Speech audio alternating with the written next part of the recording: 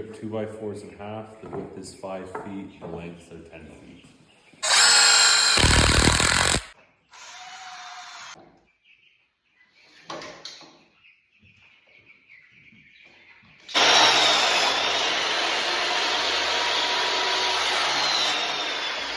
So we took 2x4s, we ripped them in half, and they're 2 feet long, and that's going to be our supports to separate the bottom frame from the top frame.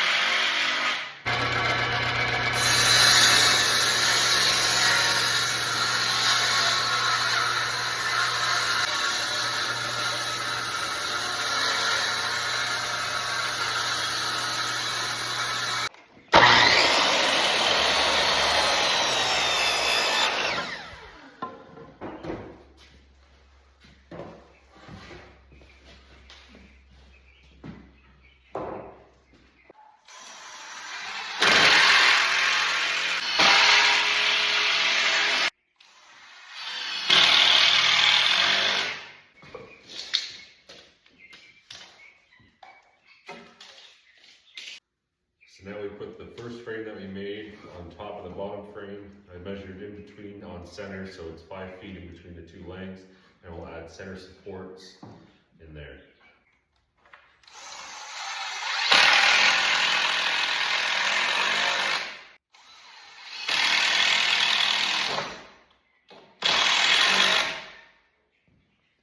So here we're doing a cross support between both sides. This is going to be our leverage point because half of the run is going to be sheltered, the other half is going to be an opening lid.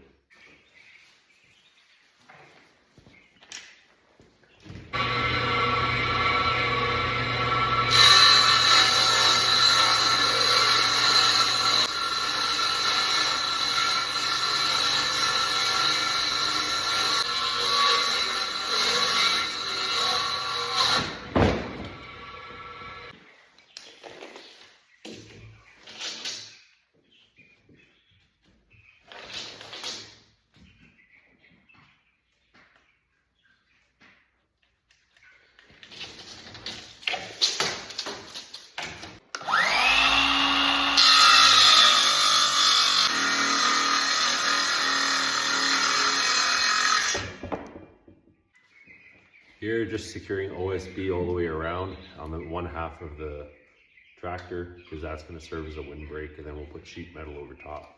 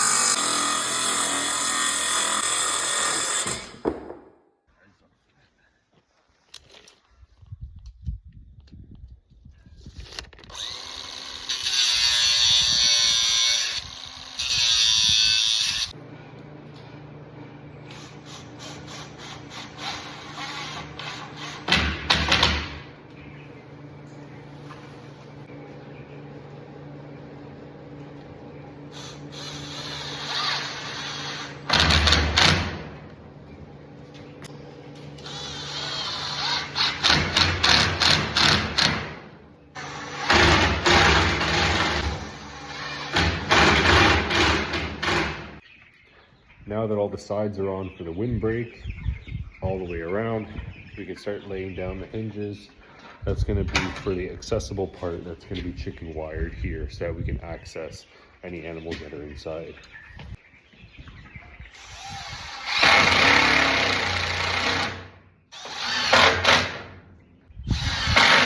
Here I'm just making a support bracket to go across here for when we have the tin covering the top. That way it doesn't bow in the middle and pull with water.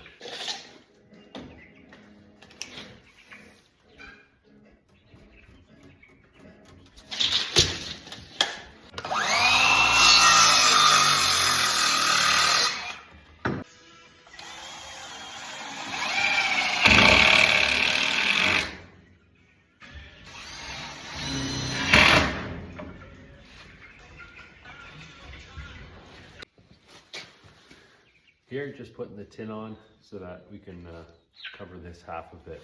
So just securing them with roofing screws.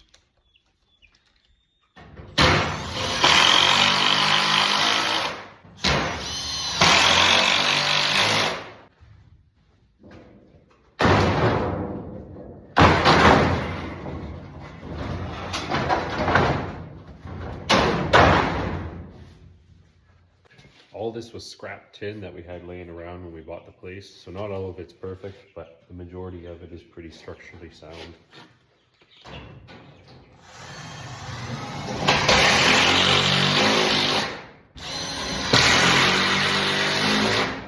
So here we got a big bow right in the middle of the tin because it is old and used, it is damaged right in the middle. So the structural part of the tin that keeps it rigid is these little humps on it.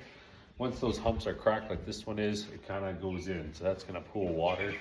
So underneath that bracket that runs across, we're gonna stick another one and see how that. So now that is gonna get screwed in and that's gonna hold that centerpiece up and it's gonna stop it from bowing in, holding water, and then leaking onto the chickens.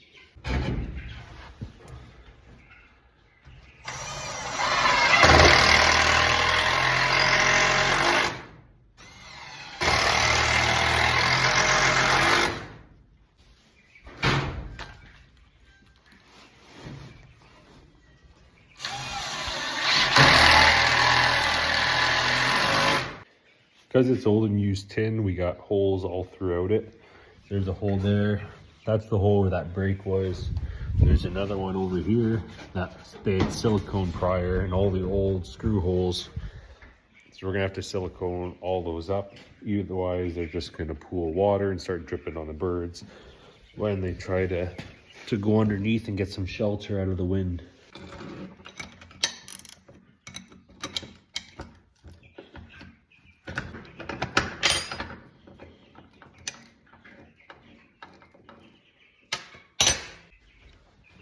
This here is where we get our wheels from. These were old or new casters, but they needed to have the wheels replaced. So you get these rubber tires with the bearings inside. And from here, you can just thread a bolt through the inner piece.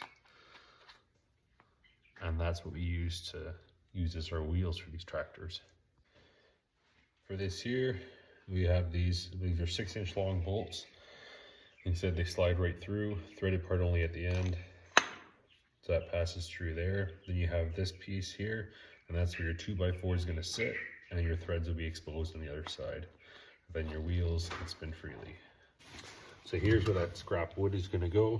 That's just gonna get screwed to the side, and then we're gonna have our wheel system is gonna be leveraging on that point.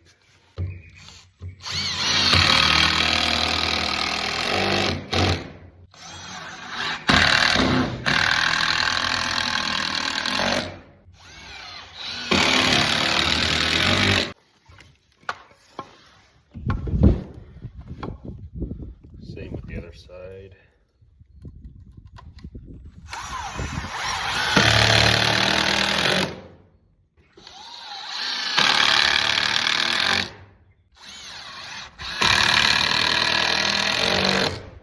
So here we're going to drill the pivot point.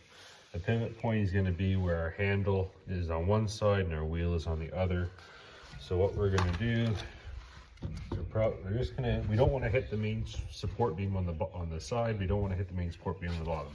So what we're gonna do here is go right in the middle.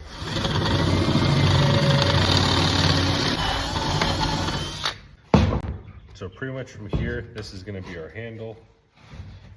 And there's your wheel. So based on what the other chicken tractor that we made, those dimensions of the handle that worked was the distance between the wheel and the pivot point was 5.5 inches. So off the end here, we're gonna go, because the distance from the edge of the wheel to the center is 3 inches. So we don't want this to be dry on the ground. So we're gonna do 1.5 inches, because we also want there to be enough material. So that wheel hole is gonna be 1.5 inches off the end. And from that point, another 5.5 inches is going to be our pivot point. So that gives us enough room that once the arm is engaged, I guess, then the wheel is going to be able to push the back of the tractor off the ground high enough so that we can easily move it through thick grass.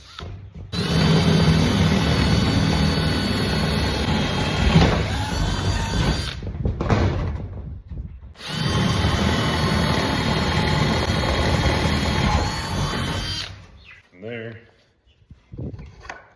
that sits through like that. That spins, and we have lots of threads over there.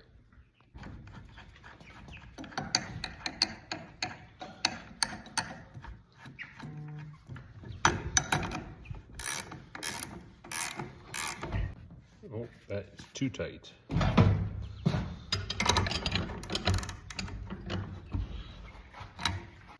One thing I forgot to mention is washers. You're going to want a washer on this end of the bolt, and you're also going to want a washer on the inside. That's going to stop it from rubbing on the inside of your wood there when you tighten this down. So we're going to throw our nut on top.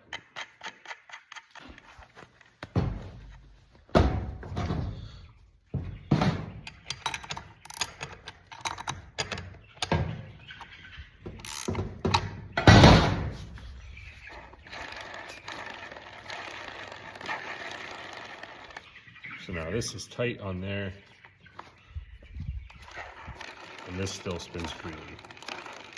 So for our pivot point, we're going to be using threaded rod, and that's going to be going through our handle, and that's going to help as our anchoring point when we're pivoting it.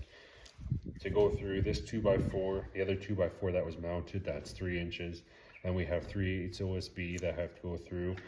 Then we want a little bit poking out, about 1/2 inch on either side, and that's going to give us enough that we can throw a nut and a washer on it, maybe 3/4 of an inch. So by the end of it, let's just call it 6 inches. So 6 brings us to there. Mark that and just cut.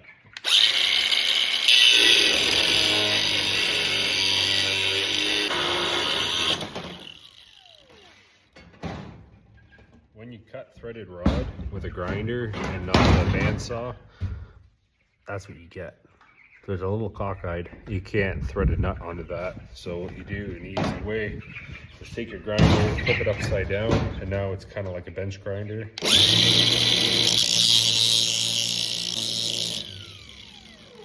And all you want to do is just kind of work those edges over so that there's no burrs. It pretty much just deburrs it. And in my experience, that'll be a great way to get your nut onto it now. It's not going to get caught up and stuck. You're not going to be fighting it. So here we put that bolt through. We used a nylon washer in there to hold that, so we don't need a lock washer on it. That's pretty much how it works. So that's your upright position. There's your clearance off the ground. Once it's upright like that,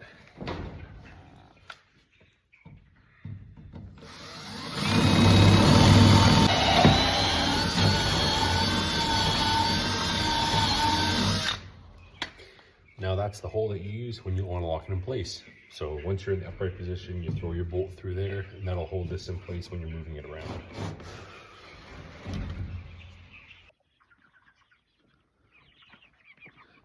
This is our completed rectangular chicken tractor. This chicken tractor has one half that is completely covered, the other half that has an opening lid, and holds approximately 25 full-size birds. We have 2 legs attached to wheels on the back that can raise and lower the tractor so it can be moved. Heavy duty fencing around the edges to protect from predators, and a lightweight lid to access your animals.